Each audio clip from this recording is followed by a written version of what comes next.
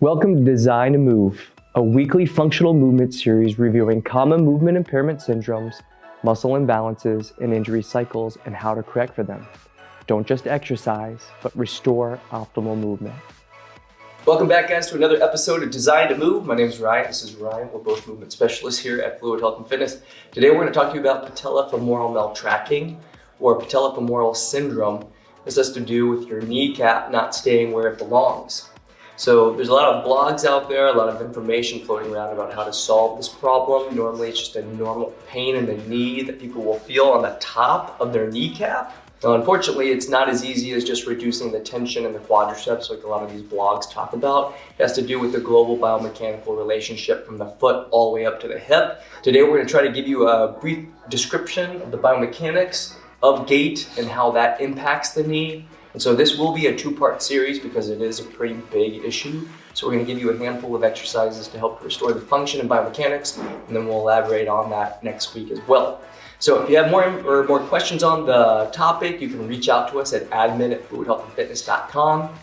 We'd love to give everybody free virtual assessments online, so make sure to take advantage of that. It is going to be listed in the description below, and we do have a blog on the topic where we write more information on how this thing actually happens or breaks down. If you really want to get into the meat and potatoes of it, it's in the description down there as well. And you'll notice to the side we have a table of contents, or if you want a condensed version of it at the very end. So take a look at that if you've already gone through this video and you just want to get right to a tutorial. So on that note, let's get started, and thanks again for joining us. This is our mobility and release segment for the video. This is where we're going to show you how to reduce the overactive or tight muscle groups in the body and the taut muscles. And this is actually what we're going to be talking about, taut muscles today. They're going to be the vastus lateralis, the adjoining fascia of the IT band, and the piriformis up at the hip. So let's get started. So the first muscle that we're going to attack is called the vastus lateralis. This is the lateral most quad muscle that attaches the little hip bone called the trochanter to your kneecap. Now it assists with knee extension, but it also helps to keep the kneecap laterally positioned in its little groove called the trochlear groove. Now the problem is the mechanics of the foot oftentimes excessively pronate. It means that it goes out.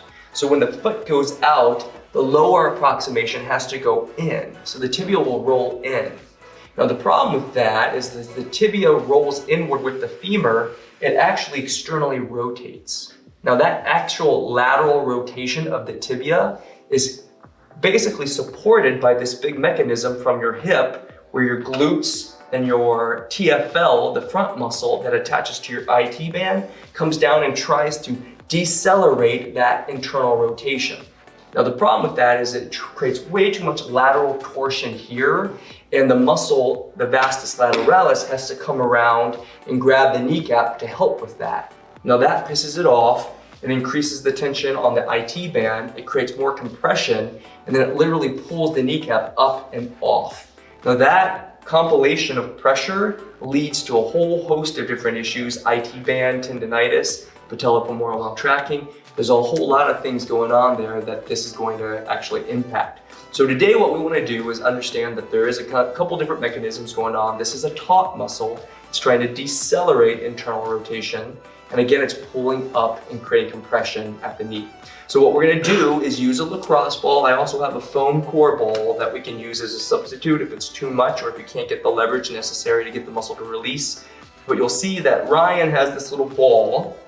He's going to first find out where that muscle is. Now it's a big, wide muscle. The IT band is basically on top of it. And what you want to do is bend the knee and feel behind your kneecap. And what you'll feel, or behind the knee, you'll feel this big tendon. If you bend your knee and turn your toe out, that's your bicep femoris tendon. Now that's again a landmark we're going to use. Go up towards the middle of your leg, and in there's a little recess. You feel that? Okay? And if you go up just a little bit higher than that, you're going to feel that IT band.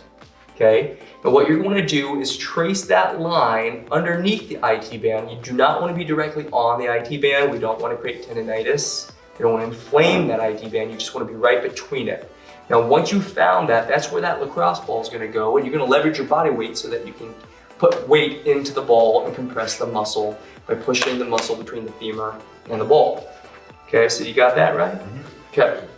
So he's got that little ball, and if it's too much pressure or if you can't get your body weight enough onto it to actually get sufficient pressure, you could switch out to a broader ball, or perhaps even stack a couple books or maybe even a mat underneath the ball to elevate it so you get more pressure, because again, it'll be off the ground, okay? The weight of your leg will help to assist putting pressure into it. Now, once you've got that, what you're gonna do is turn your toe internally. Gotta make sure that the foot and the tibia rotate medially, again, away from the ground, and you're gonna extend the knee a little bit. What that's gonna do is pull the IT, again, into tension, and pull the vastus lateralis into a little bit of a flexion, okay? Now, when you do that, if the proteins that connect the IT band to the vastus lateralis are all gunked up, it's gonna help to separate them. So then you're gonna release the knee, let it go back into a soft passive tone, and then sink into that vastus lateralis and see if you can get a deeper penetration of the muscle. The goal here is to again work through the layers of fascia that may have developed, or the proteins that connect the IT band to the vastus lateralis, break it open so you get more freedom of that tissue bed so that the knee can track evenly and not be so laterally rotated, again, from either the vastus lateralis or the IT band attachment, trying to decelerate the, again, internal rotation of the ankle. So does that make sense, right? Boom. Okay, so he's going through this knee extension and flexion a couple times, and he can start working his way up the length of that IT band, and as he gets to the middle of his quad, he's gonna change direction. So instead of going into extension, sorry bud, with the knee, with the internal rotation, he's gonna start to do some knee bending. And he can actually, again, like do a little bit of an internal rotation of the hip or the femur. So he's gonna bend the knee, there you go. Keep the toe up and rotate it in. Now he's gonna breathe in as he does it, and breathe out as he extends, and then again soften and sit to the ball. This is a pin and stretch technique. Remember, midway up the thigh, you're gonna start doing that, where again, you're gonna start bending the knee in the opposite direction. Big rule of thumb though, internal rotation of the tip. If you truly have some maltracking going on and pain is present, and it's just not, again, biomechanically offset, you're probably gonna wanna be careful of this because it will aggravate it if you don't orient the tibia internally. So again, be careful. And again, if there's ever pain present, especially for more than 2 or 3 days, you wanna go see a medical professional. They're gonna help you with the specifics of this. This is again, for demonstration purposes, okay? So you got it right? Now again, this is a taut muscle. The muscle's coming around and it's basically decelerating the knee bending internally, okay? Because again, the foot's unstable. So another mechanism in that whole system are these external rotators at the femur, but up at the proximal attachment by the pelvis. Now, if your glutes were strong enough, they should be able to support it so that the femur doesn't dump in, even if the foot was weak, okay? Well, the problem with that is none of us have strong enough glutes, right? Okay. Most of us have some type of instability in the pelvis, which leads the glutes to being weak. Now, what kicks in to help with that? Another external rotator called the piriformis. Now, this is a smaller muscle that attaches the sacrum to that same trochanter, the one that the vastus lateralis attaches to. Now, you can kind of see how that whole mechanism comes into work, right? So if I step forward and the muscle that attaches my pelvis or my sacrum to my trochanter starts to stretch as the leg dumps in, it starts to create extra pressure and rotation through the pelvis. So not only does this impact the knee, but it also impacts the quality of movement through your hips and into your spine. So again, another taut muscle being stretched in or out because of the compression based on that ankle. So what we want to do is take that out as well so that the brain doesn't have to always use it. Okay, so we can get in and use the glute, which we're going to do in the next segment. So Ryan's going to take the ball. He's going to find that trochanter, that little hip bone. It's not the pelvis, so don't mistake it as your pelvis, the ASIS or PSIS. You're down here, and you're going to rotate your femur in and out, and you'll feel that little ball or that bone pivot. Feel that? Now, if you go medially, internally, and trace it and push in, you'll feel a little bundle in there. And again, piriformis literally means pair. It tapers to the trochanter, then widens out as it comes into the sacrum, but it lays underneath your butt. So that means your butt has to stretch out. So So in order to do that, you have to bring your leg up into flexion and turn it internally. So Ryan's gonna lift his right leg up over his left, and he's controlling his wincing, because there's some pressure there. And this is one where you're gonna feel it. Now remember guys, this is a stretched muscle, it's taut. So it's already sensitive, and that's why you're feeling this pretty dramatically. We don't have to beat up on this muscle a lot, right? You'll notice that the tension in that muscle will let go. We're dealing with the taut muscles today, not the tight muscles. Again, very confusing, but if the pressure of the bones are going further than they should, they pull a muscle that holds it back into stretch, and that muscle becomes too dominant, too engaged. And we're trying to turn it down so that we can use the right muscles. So make sure again that you only apply a gentle pressure.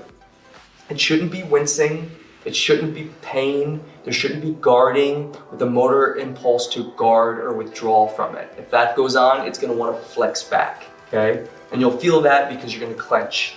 Your breath is gonna get really stifled, right? None of that, we don't wanna see any of that. We want it to be soft and relaxed. So once you get to that state, you can start, again, flossing and lengthening that muscle by drawing the leg internally, the opposite of its action, and flexing it up to your chest, okay? And then relax it, bring it down, and then maybe shift more weight into it, create a little more force into the ball, and see if you can sink and get a little deeper each time. I like to go through this about 6 to 10 times. Once you do, you'll notice that muscle's gonna start to relax pretty quickly, and then we can move into our next segment. So again, vastus lateralis, go up the length of the IT band, not directly on the IT band. We're being pretty specific about this. Don't want to inflame that IT band. Again, if you have questions, reach out to us, admin at fluidhealthfitness.com, or again, back into the piriformis. Sometimes people are unaware of where it's at. They'll mistake the medial fibers of the glute med, or the anterior fibers of the glute med. They really won't go into the piriformis. Okay, so make sure to check us out. Or if you feel a tingling or a numbness going down the leg, get off of it. Okay, that's your sciatica nerve. We're gonna avoid that as well. So again, 6 to 10 breathing patterns, go up the length of the leg, the glute, or the piriformis, and then we'll move into our next segment. This is the activation segment of the video. Here's where we're gonna show you where the traditionally underactive muscles come into play and how to isolate them. In this case, for patellofemoral maltracking, it has to do with the hip abductors and external rotators. We wanna make sure that that femur tracks evenly so that the screw home mechanism of the knee is appropriate. So we're gonna show you how to isolate that. Moving into this activation, the details do count on this one as well. We recognize that the tension relationship, the compressive relationships of the IT band, plus the additional tension from a tight vastus lateralis is going to impact the quality of your movement and the way that your leg moves when it goes into flexion and extension. So Ryan, show him what a flexion extension looks like. Flexion is when his leg goes forward. Extension is when his leg comes back. Now, if we have tight quadricep muscles or IT band, there's a tendency that it's gonna come down. Remember, IT band means iliotibial tract, ilium, the hip bone, to the tibia, the lower portion of his leg. If that's tight, or the vasti, the lateralis is tight, what's it gonna do to the femur as he kicks his leg back? As it goes into stretch, the foot's gonna rotate. Now, the reason why we're having this pole on his foot is to give you a visual representation so you can see that the foot needs to be nice and level as you go through that flexion extension. Now, if he kicks forward and the tension of, again, his hamstrings or all those other lateral muscles that are trying to fight against that medial torsion from his foot are overused, that also could rotate his foot up. Now again, that's going to change the orientation of the tibia and again the placement of the patella in that little trochlear groove. Remember, the patella attaches by a tendon down to that bone. So if it's twisted, it's going to want to pull it off. So once again, our goal here is to make sure that the leg mechanics are tracking evenly from the upper to the lower extremity as defined by a nice neutral foot or parallel to the floor. He's gonna bring it up into extension or back into flexion, excuse me. And then he's gonna kick back into extension, keeping that nice and straight.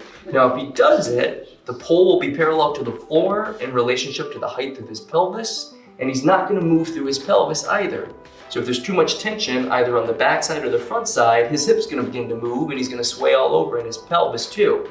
So you want to avoid that. Don't let your hips rotate back or forward, and don't let that foot fall to the floor. Now, he's probably burning out right now in his glute. Oh yeah. I've been talking a lot, and I know he can feel it. Now, he's a big guy, long levers, but he's got tons of muscle mass, and yet he's still feeling a burnout, right? The weight of this pole is sufficient to kick that little glute's butt back here. And now he's not using his piriformis because we took that out with our release and activation, or release and mobility. So once again, we're gonna try to shoot for about 20 repetitions. Time under tension is gonna be about 2 minutes. You're gonna give yourself a minute recovery in between. You would hit both sides of the body. Even if you're not experiencing, again, patellofemoral maltracking on one leg, believe me when I say you're gonna wanna hit both sides. This is how we keep our pelvis stable and how we keep our knees and ankles and feet healthy. So get after it, and we'll get into our next segment. And this brings us to the integration portion of our video. Here's where we show you how to sequence the right muscle firing patterns through the body so that as you're moving through functional motion like walking or gait or cycling, the muscles fire in the right way. Today we're going to show you how to target your vastus medialis oblique and the adductors with your hip extensors, your gluteals, muscles that pull your leg back, all together so that the knee tracks in the right way and we reduce that lateral pressure for the kneecap. Let's get started. So we're gonna get Ryan into basically a split stance position. You'll notice that we have a rubber band anchored to the wall just about the height of his knee. It's not directly at the height of his knee, it's just a little bit higher. Now what he has is a little towel behind his knee to help cushion the tension from the band, but also to help it stay positioned just above on the femur.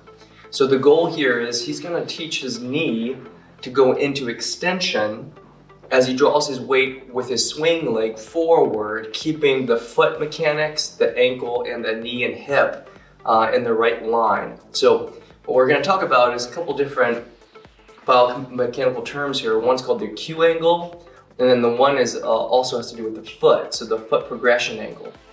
Now both of these angles are very important for the health of the knee. If the foot is too everted or rotated out, where it like kicks out to the side, it's gonna put a lot of pressure on the ankle to have to compensate for that and roll inward.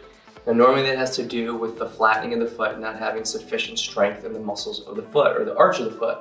So we're gonna first make sure that we keep our foot nice and domed by pulling our toes in towards our heel, and that's gonna create again an engagement of the foot musculature that creates the arch. Now that's the number one thing. Second thing, hip progression or the Q angle. The Q angle has to do with the edge of the ilium or the hip bone, and then its line tracking down to the middle of the tibia. Now if it's excessively inward, internally like so if the femur is rotated in too much, we know that again there's going to be lateral torsion on the tibia rotating outward. So that's going to again alter the way that the knee tracks, and that's called the screw hole mechanism. So a couple things. We're going to make sure the foot's nice and stable by maintaining the arch. We're going to make sure that we don't let the femur rotate in too much by flexing our glute. So you're going to co-contract or try to contract, engage the glute before we move. And then we're going to center our weight by engaging our core. Breathe out and flex your abdominals. Then take your leg, bring it up and swing it up and over your stance leg as you come into, again, another split stance position.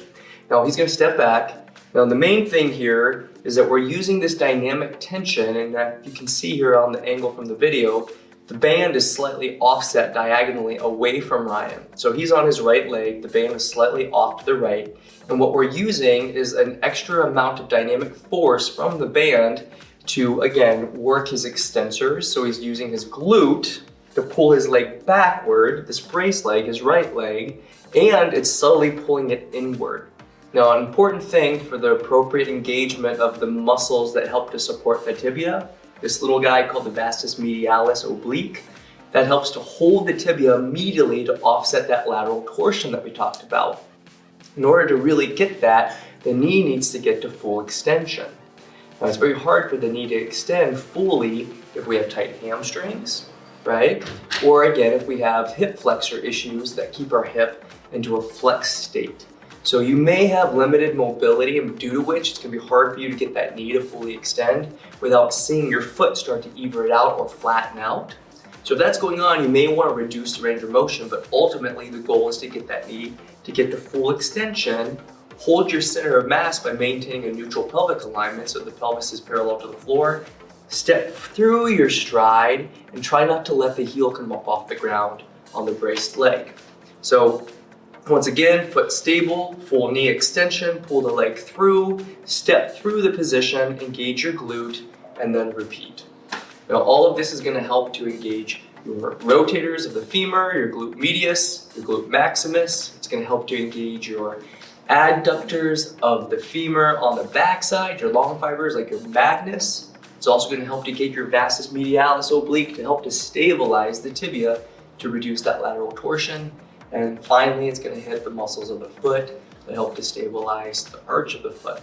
All these things have to happen together in order to maintain a nice neutral alignment through your leg, to reduce that Q angle, and to help the foot to keep that knee stable so that we don't get too much, again, external rotation from the tibia. So you're going to do 2 sets, 20 repetitions.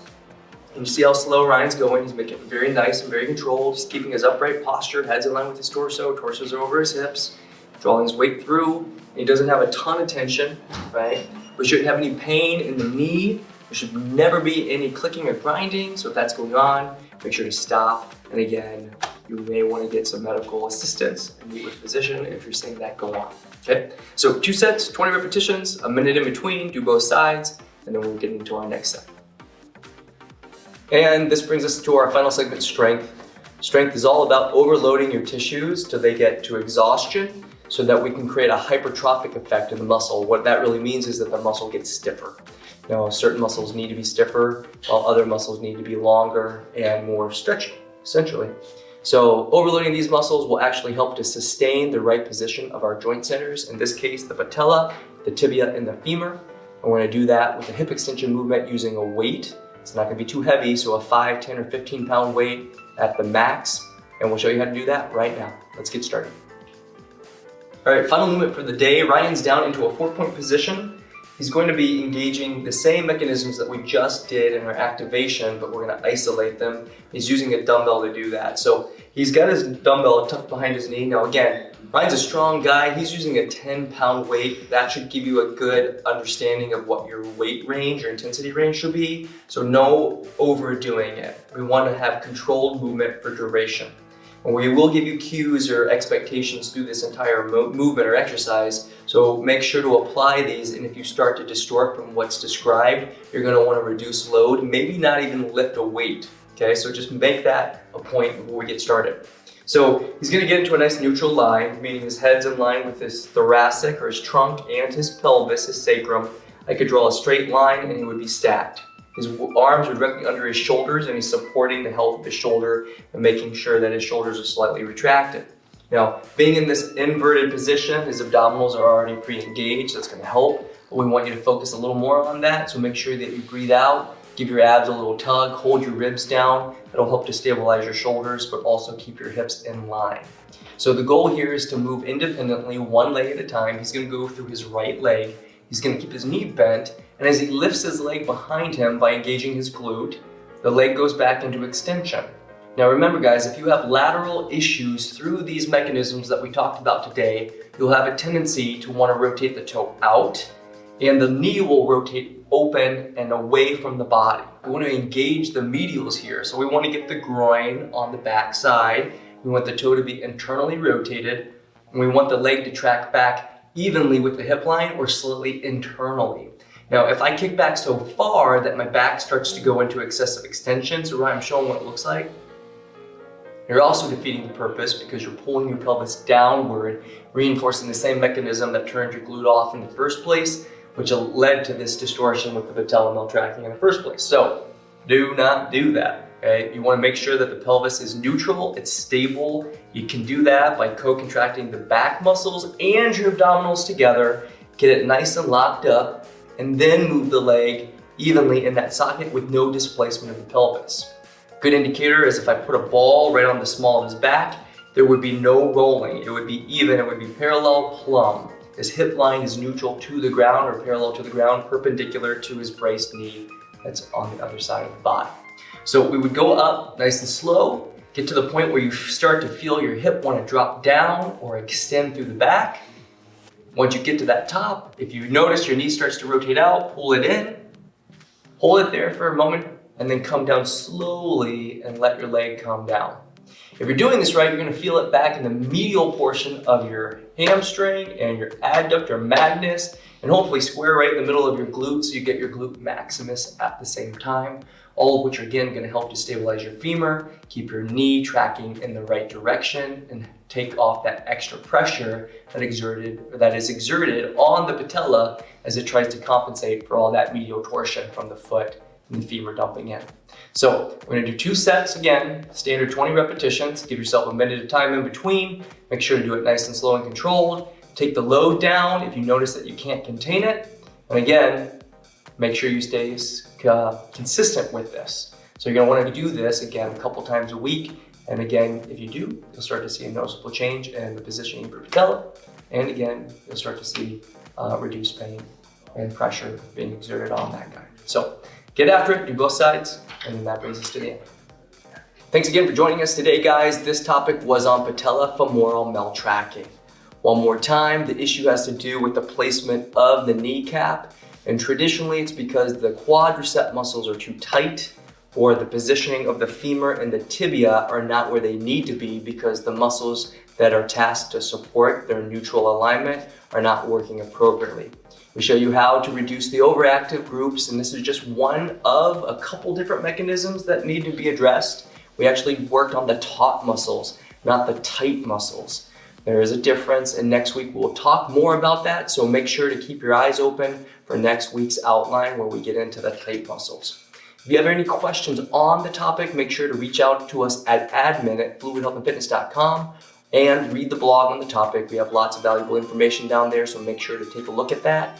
And if you want to schedule a free virtual consultation with one of us or one of the other movement specialists here at Fluid Health and Fitness, we would love to hear from you. Just reach out at admin@fluidhealthandfitness.com. As always, we end every segment by saying your body's designed to move, so stay in motion. So you guys get after it, and we'll see you next week for another episode.